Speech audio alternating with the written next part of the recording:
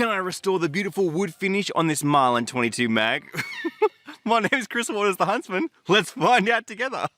Before we get started, I just want to quickly promote a website that I've built, huntingtrips.com.au. If you're looking for your next guided hunt, safari, or access to unique property to hunt on, this is where you're going to find it. Check it out, it's free to use. So the other day I went and bought a new 3006 rifle and I was confronted with the difficult decision of, do I buy a synthetic stock or a wood stock?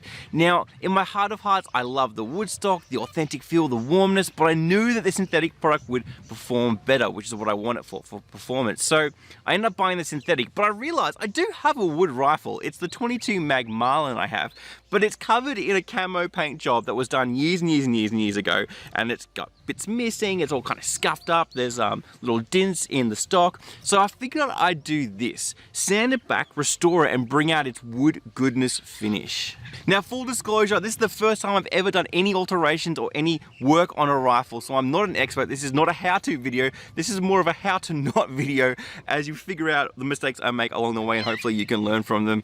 But anyway, with that said, let's get started. Alright, so to get started on the job, I needed some masking tape, some paint stripper. I also needed gloves because the paint stripper is like acid. Also a mask because it's super fumey and poisonous. Some grit glass paper, sandpaper, as well as the clear sealer that's going to go on top. And then it was simply a matter of getting out that masking tape and start masking all around the kind of metal parts that I was going to use the paint stripper on. And I wasn't super like careful about it or precious about it. I knew that I'd probably get some on the wood, but I didn't know how it would react to the wood. So I just wanted to kind of do my best to protect it as much as possible. And you can see here, I kind of botched it, but that's okay. Obviously put on gloves as well as a mask because we all love wearing masks at the moment, right?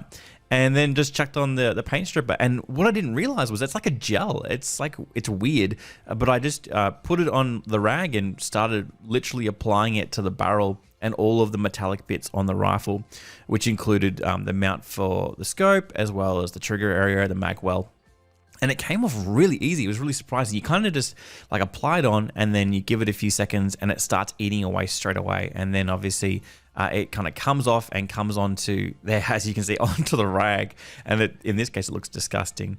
And this was probably the most annoying part of the project, was going around all these little finicky areas with my fingers just to try and get it all out. But then I realized kind of halfway through that, again, there's going to be a better way to do this. As I told you, I'd make mistakes, and I realized, hey, I could use like a steel toothbrush and like a regular toothbrush to get into those little nooks and crannies. And that made a huge difference in terms of being able to get in there and really get into that fine detail and make sure I'm getting all of that paint off. And I was pretty brutal, to be honest. Like, I was really hacking away, and I was amazed at how the paint on the metallic bits, the original paint didn't come off, but the obviously the camo paint did, which was pretty cool. It came out pretty well. I was pretty happy with it, and didn't really get it on the wood at all. So that was great. So then once I'd kind of done that, the next part was to tape up the back of the rifle so I could start working on that. That was actually a plastic. It wasn't a super sticky, as you can see. It wasn't a metal, and it worked perfectly. Again, it just literally, once you put it on, wait a few seconds, and then it just literally scrubs off. So I was pretty happy. This stuff is awesome. It's super like noxious. You want to be in a well ventilated room, but it comes off pretty well when you're cleaning your rifle. So I highly recommend it. Now, because it is like super acidic as well, I thought it's probably best that I just rub it down with water as well to make sure I get it all off there, so it doesn't continue to eat away at the rifle.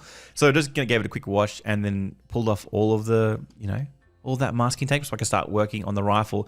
And this is the part that I was most excited about, but also most dreading, was the sanding process. And because it's like a lot of work. Started with 150 grit sandpaper, or glass paper, whatever you want to call it.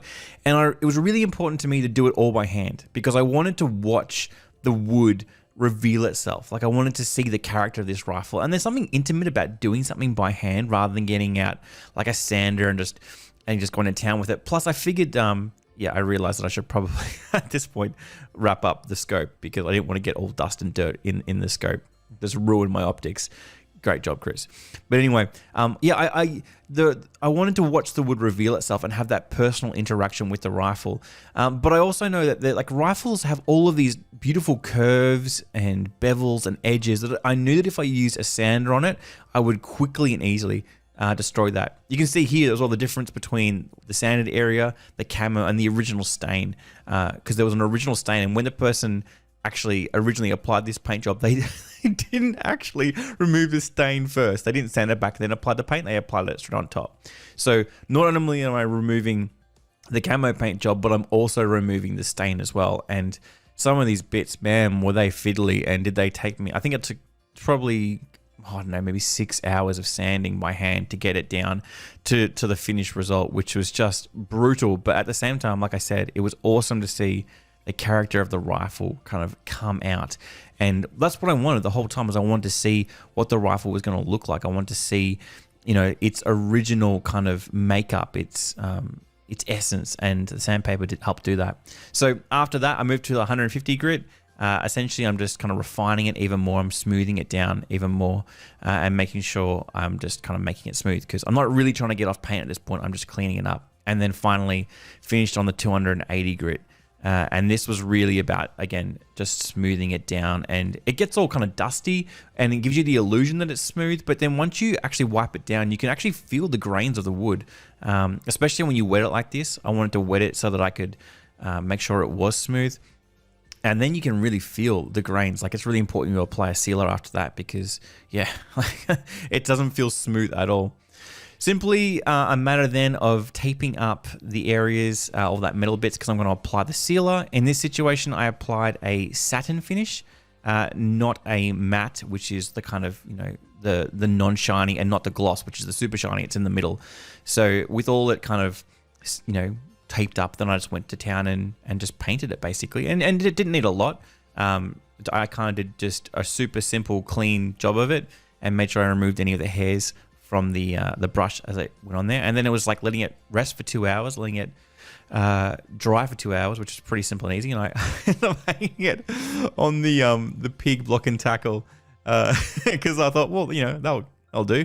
After 2 hours, pulled it off, and then simply went and added another coat. Like, it's pretty simple and pretty straightforward, and it looked pretty good. Give it another 2 hours, hang it up. And then at the end of the 2 hours, you know, pick it up again and do a third coat. And then it was, after it dried for 2 more hours, it was finished. And it looked pretty good. And so there you go, the Marlin 22 mag restored to its original wooden finish, a bit of a celebration of its wooden grain look. Now, I know I've done things wrong in this process, so if you've done this before and you have some tips and tricks on rifle restoration, sanding, sealing, staining, all that kind of stuff, let me know in the comment section below. I'm really keen to learn more, and I'm sure our community is as well. Otherwise, if you have any questions all about this process that I undergone, lessons that I learned, questions that you have about certain things that you should do, the order in which you do it, let me know as well in the comment section below. I'm happy to answer those questions. Otherwise, hopefully you can get out for a hunt soon. I know it's hard, and hopefully I see you in another video soon. Wait, before you go and watch another video, make sure you go check out the website that I made, huntingtrips.com.au. If you're looking for an Australian guided hunt or hunting course or safari or property to hunt on, it's the best place to find it. It's a great way to support me and a great way to find an amazing hunting experience.